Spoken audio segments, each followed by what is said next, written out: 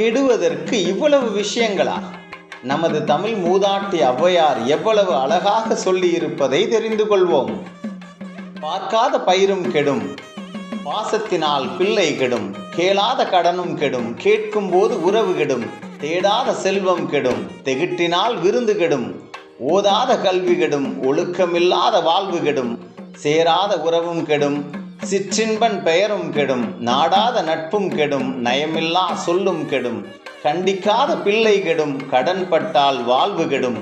பிரிவால் இன்பம் கெடும், பணத்தால் அமைதி கெடும், சினமிகுந்தால் அறமும் கெடும், சிந்திக்காத செயலும் கெடும், சோம்பினால் வளர்ச்சி கெடும்,